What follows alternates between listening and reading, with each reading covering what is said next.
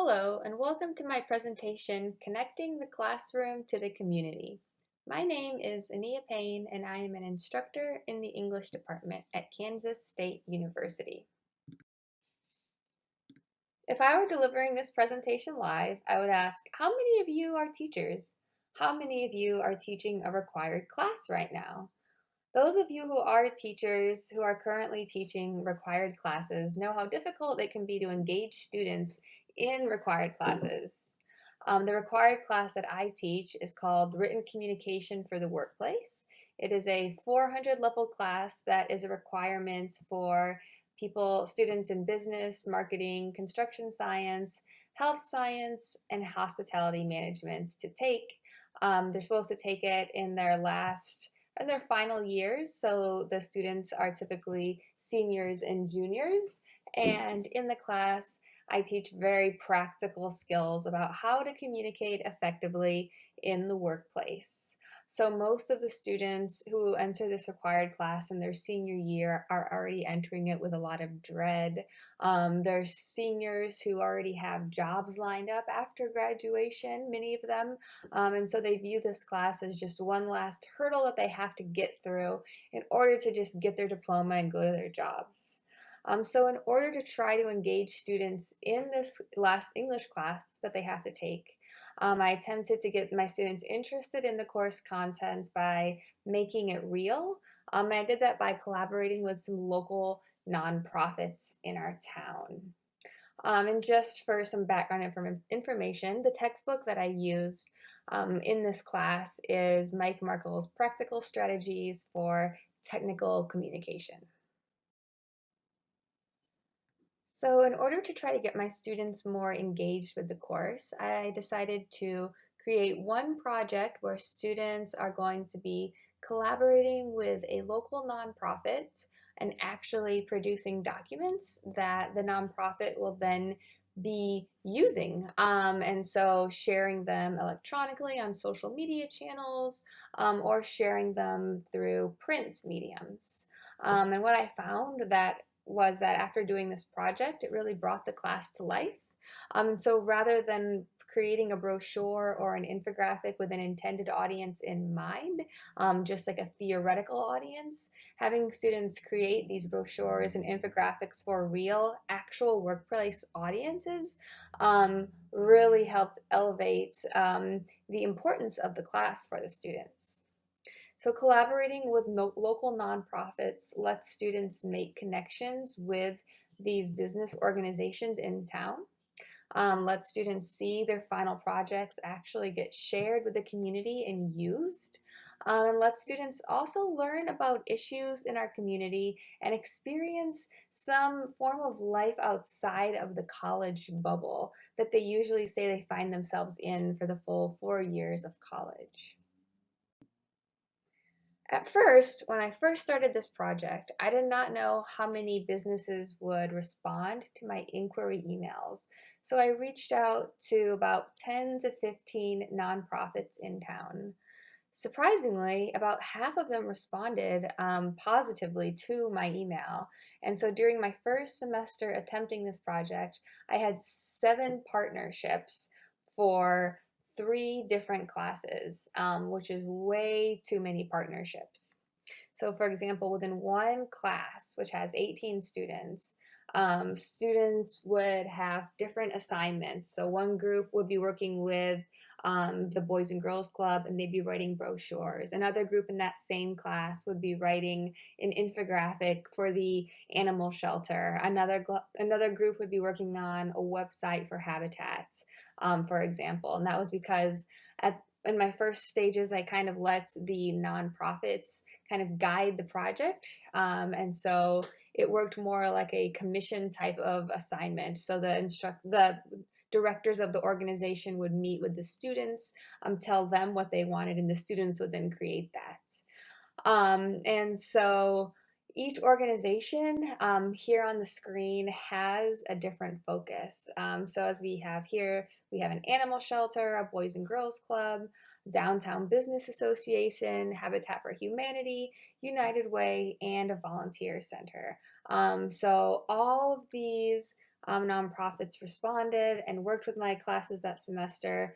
And it was great to have such a high response rate. But in terms of actually executing this project in the classroom, this caused way too much confusion in the classroom because students in one class would be working on different assignments for different nonprofits.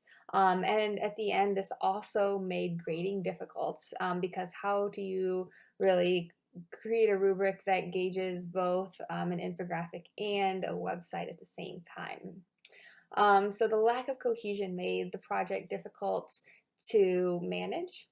However, it was clear that the students were more engaged in this project than they were in previous projects throughout the semester because they enjoyed the process of writing for this real world audience. So I knew that I wanted to keep this nonprofit collaboration in the classroom, but I also recognized that I needed to narrow down the scope and the focus of the project.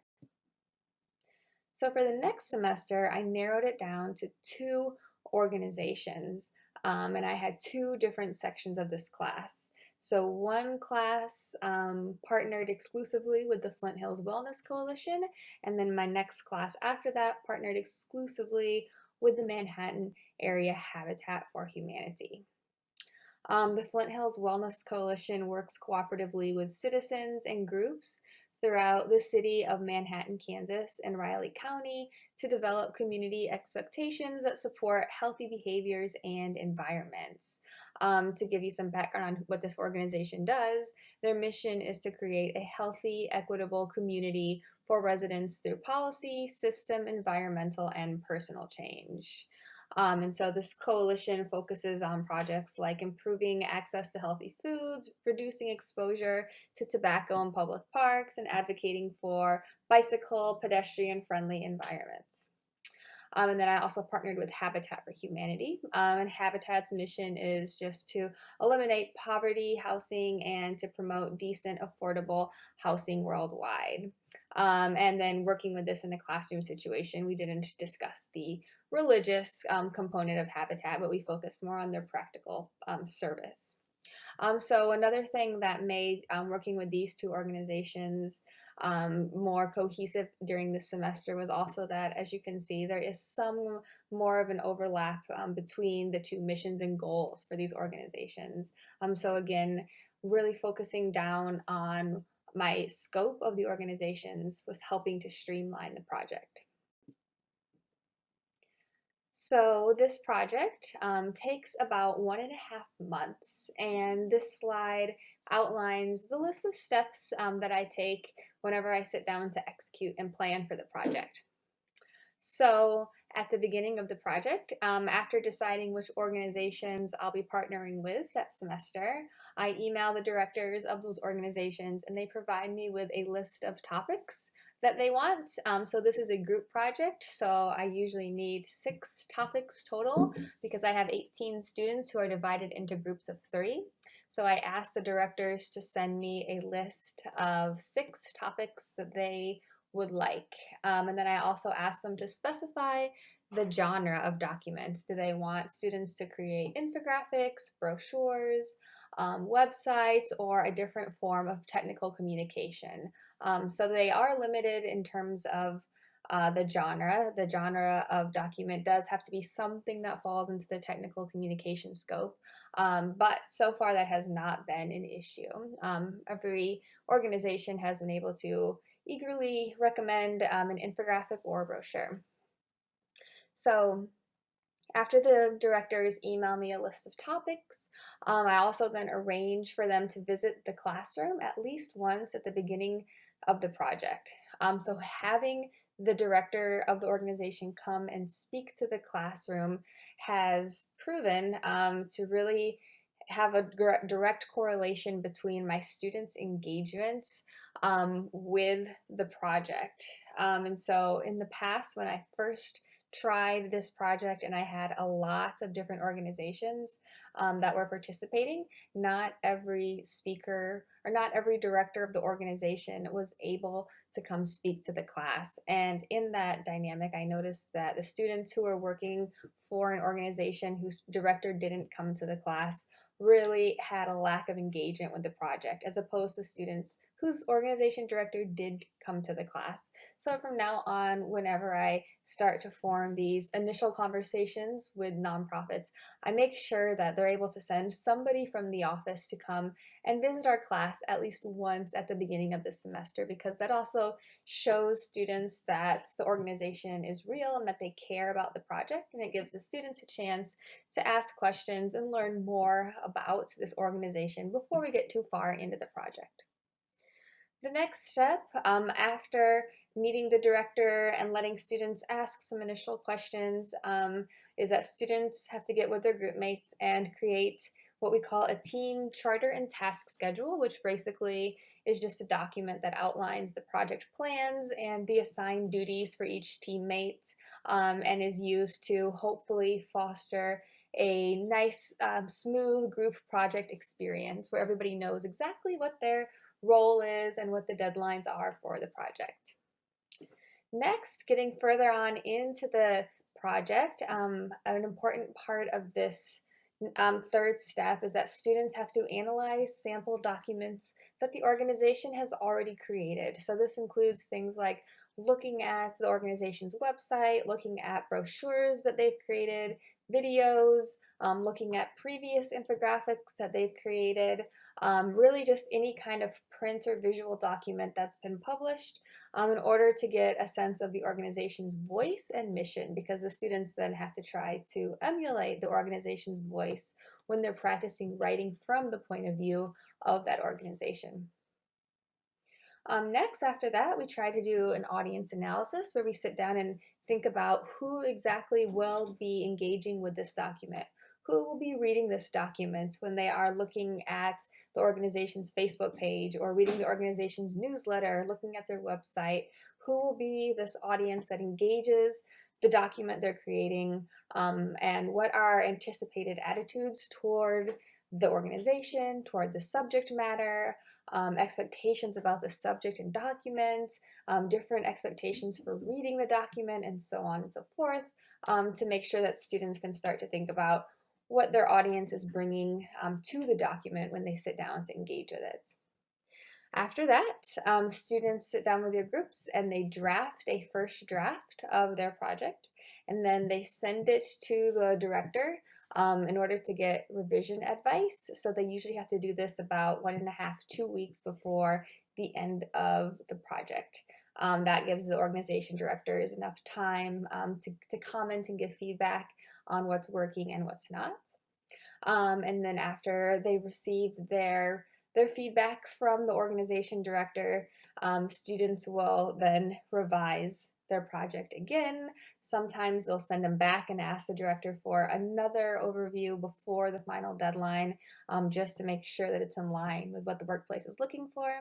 And then once they feel like they have made their revisions successfully, then they'll send their final draft to the organization and draft up a group evaluation report, which is really just a document for me to evaluate who worked on which part of the project and what the rhetorical goals were behind the project. So these next slides just cover some example infographics that students have created in the past, and they can just kind of highlight the wide range of topics that have been introduced to the class entirely because of this project. So here, looking at the screen, this was an infographic that students created for the Flint Hills Wellness Coalition, and it is entirely about food insecurity in our town. A topic that students would definitely not have been spending so much time researching in this class otherwise, had we just focused on standard workplace communication like business proposals and memos. Working with this organization allowed them to take the genre that is a common workplace form, the infographic, but really learn something new about a specific topic that's important to our community. Here we have another example where another student group was creating an infographic about mental health and wellness in our community. And here's another example infographic where a student group was creating an infographic about physical activity. in our community. Here's the back side of the physical activity infographic. Here's another example infographic students were creating about housing and safety in Manhattan, Kansas.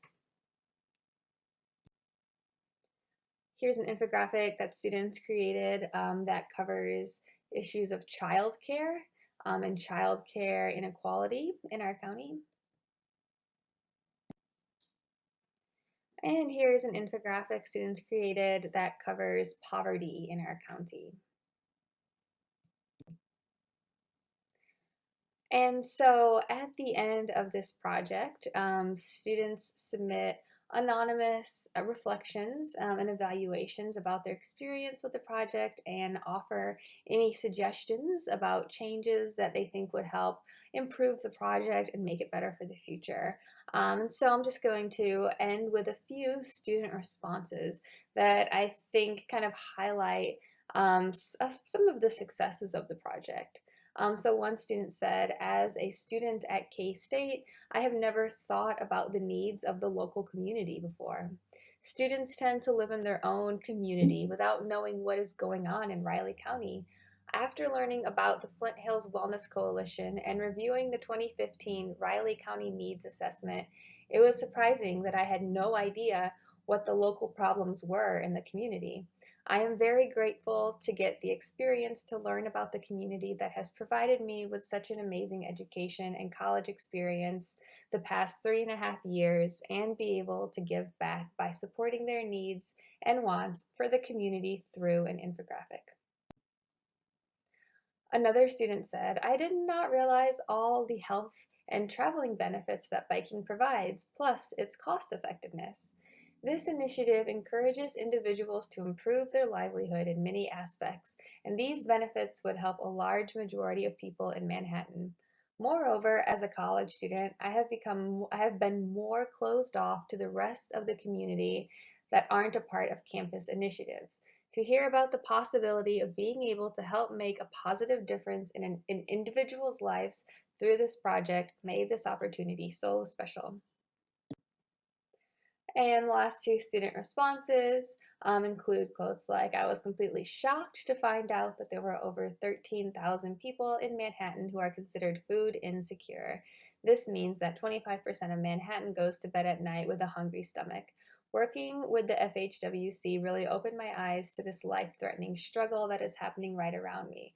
I feel that I gained both knowledge and appreciation through my class assignment of helping the FHWC create an infographic.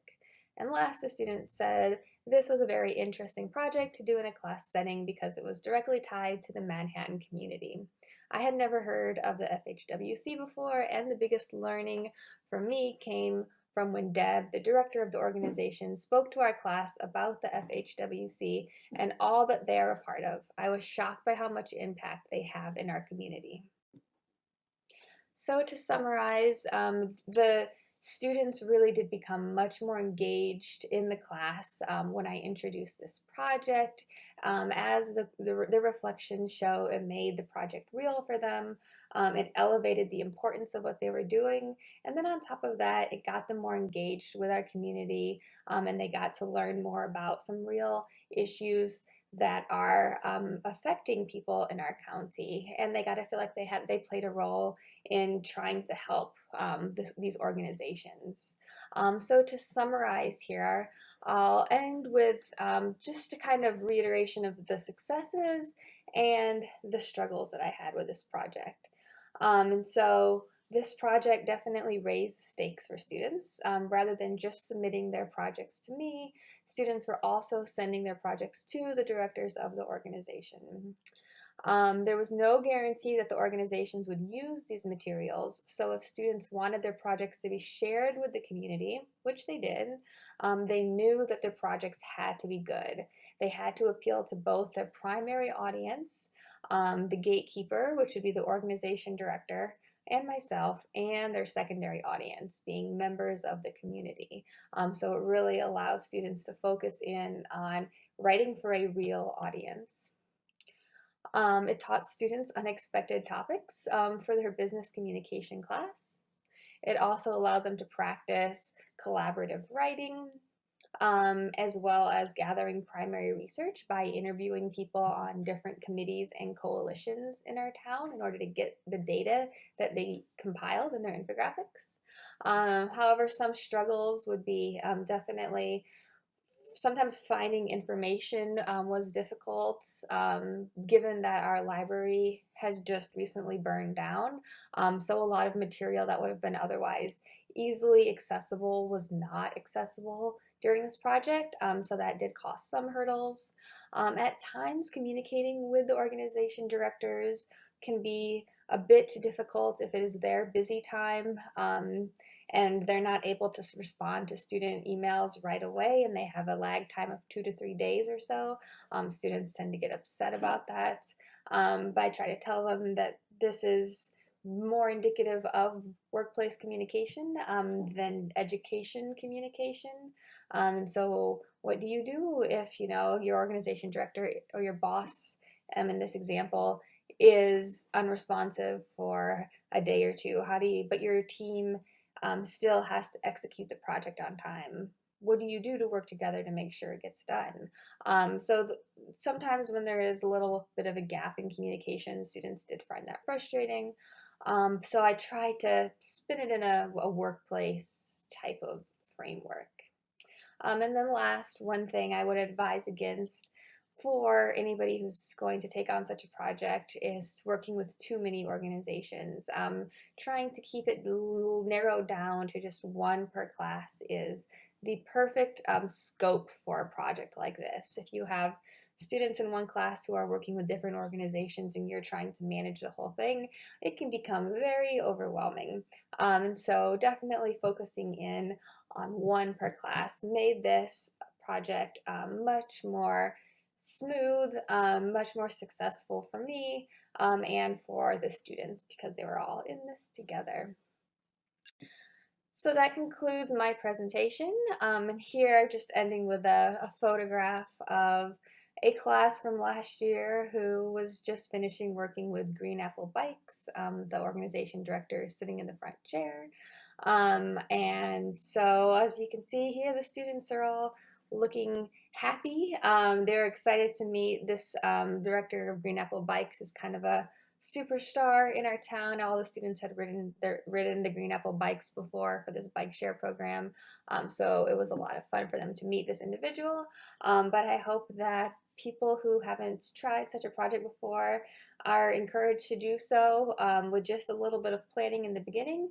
The project is it's a real success, both for the students and for the community partnerships.